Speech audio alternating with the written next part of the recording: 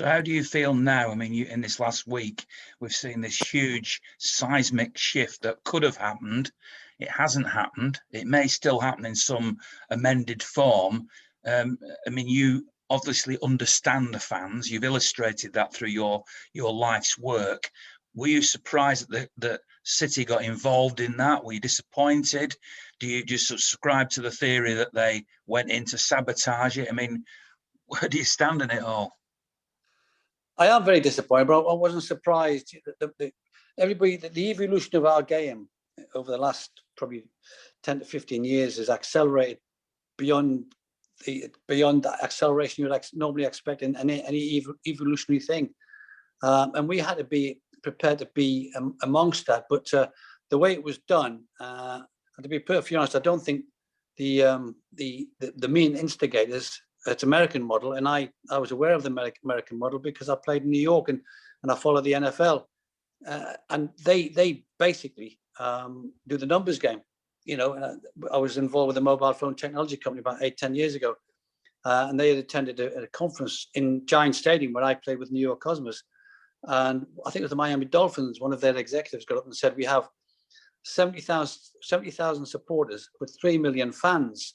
And the 3 million fans were the ones who don't go to the game, and they were conscious of that. And they have a model which is no relegation, no promotion, but no traditional history in some of the places. I mean, Stan Kroenke is a perfect example. He had an NFL franchise, which he wanted to locate at St. Louis, and he had the state paying additional taxes to fund a new stadium. He took the franchise in there, and I think he was only there 2 seasons. Then he had a better offer, Los Angeles. So he took the franchise, which is now known, well, used to be the St. Louis Rams, is now the Los Angeles Rams. And the stadium in St. Louis is still stood there doing nothing, and the residents are still paying the taxes. I mean, that's how much feeling they have for tradition. So it didn't surprise me, but I was disappointed that we got involved. What do you see the future as now? Do you think there'll be some re-emergence of this type of thing, or do you think that the clubs that initiated it, I'm sure City weren't one of the initiators, I'm sure we can all agree on that, but that the clubs who did initiate it will now completely walk away from that concept, or do you think they'll come back with some sort of, you know, slightly better offer as they see it, and that it may still happen? Yeah, I think if they'll let it die for a while. They'll let it die for a while, and I'm sure there'll be something down the line. In fact, Florentino Perez, the president of Real Madrid, said it's not dead, it's still alive. And he was interviewed in Spanish television just either yesterday or today, saying that. So, you know, whether it comes back, the one thing that I would like to see, and I've got a great phrase when I'm in business, you know, you can waste £10 million as easy as you can waste £10, you know, and they have wasted an awful lot of money. So let's hope people start running their businesses correctly, you know, and have a budget, have a spend, and don't get caught up with an ego trip on players, signing players, building stadiums. You know, let's get people to run the businesses correct. I mean, the government have threatened to get involved in all this sort of thing, and there's talk of maybe following the German model of having more fan involvement, and thinking that might make things more sensible, if that's the right expression, and less purely about profit. But surely the clubs who have owners, it's like turkeys voting for Christmas, isn't it? Sort of giving up part of their control when all they're about is business. Well, they've put money into it, and obviously there's quite a few private equity companies coming into the business as well, because and private equity companies, all they want is profit. You know, they're not interested in anything else. So that's a danger. There really is a danger. But I think we've got to get a structure in place where people are running their businesses correctly. Get them monitoring, get an organisation that can monitor them, and make sure that they are running correctly. You know, that's where the Premier League comes in. You know, they have to make sure people run their businesses professionally.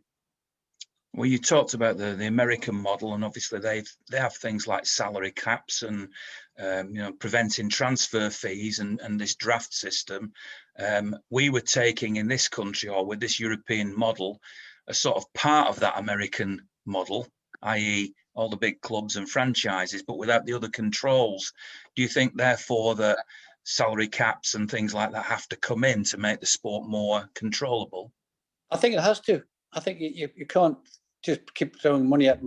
If you have money you haven't got, like Real Madrid and Barcelona and the Juventus have obviously done, and that makes people responsible, but more responsible if you have salary caps, sensible salary caps. Because when I was at Sunderland, I was the PFA rep. When I was at City, I was the PFA rep. So I understand the value of footballers to the game. And what people never had mentioned in this period, that the footballer's career, and this is proven by research by the PFA, it only lasts about 8 years. Whilst they're earning phenomenal money for 8 years, they've got to live the rest of their lives, and they've got to look after it very carefully. And the sad thing also, I've heard stats where nearly 75% of ex-footballers are divorced, because the transition from being a superstar and being put out into the rest of the world is a little bit of a major effect on both them and their families, which is a sad indictment. What do you think then, just to conclude this part of our conversation, what do you think the future is? I mean, do you feel optimistic that football will now learn from what's happened the last few days and get the respect of the fans back? Or do you worry about the direction that the big owners who want just profit will take the game in? I think that there's a little bit of development financially. And I think that has to be monitored and managed. And certainly we've got to understand the traditions of the clubs, because not in America, they haven't got great tradition. They've got one country of 300 odd million. In UEFA, we've got 55 nations in UEFA. So it's a different culture. You go from Italy to Germany to France to Belgium to Holland to Germany. It's a different culture. Like we have our own culture and we have our own tradition. So to lump everything all together and say it can work as a one lump sum is not quite right. You've got to involve the fans, the tradition. We've seen fans from all around the world objecting. Even the media, sort of surprisingly, around Europe, have been objecting to this latest escapade. But there may be an opportunity to develop a little bit, because the one thing we've got to be careful is we're not losing our young fans. Because when I was involved with this mobile phone, we did some research. The research was the average age of the football supporter was 42. I think Evan were the youngest one. They had average age of 38.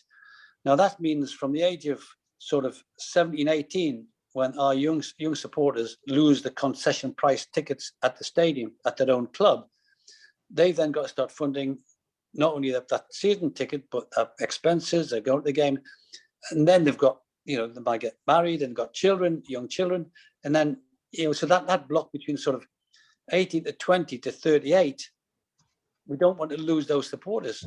So we've got to consider that block of supporters, because that will be the next generation of supporters.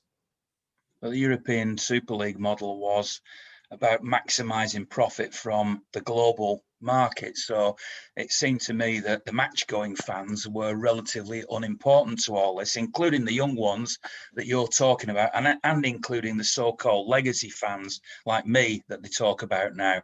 It seems that the global market was all that they were aiming at. And, I don't know whether young fans are as obsessed as older fans were in our youth, because we had no option than to go to the game. Yeah, but that's what I'm saying. You have to engage with them more, because not only are the young and as I mentioned earlier, but they are the smart techie ones, the ones that are used to mobile phones, iPads, computers, gaming. These are the guys. These are the youngsters that we've got to engage with in a more positive way to retain them as individual supporters to their particular club in their particular area. So that's just as important. So there is a complete way of restructuring your outlook and your development process on that. But certainly, it's got to be the profit angle can't be ignored, but it has to be managed.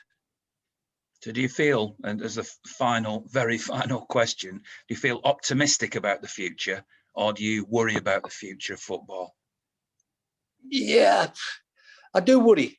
Until we get the right people in the right clubs doing the right thing. Now, at the moment, we've got the wrong people at the right clubs doing the wrong thing. So that's the problem. You know, we've got the Liverpools, Manchester United, Manchester City. You know, these are major community clubs, and we shouldn't lose that in view in the long-term evolution of the game.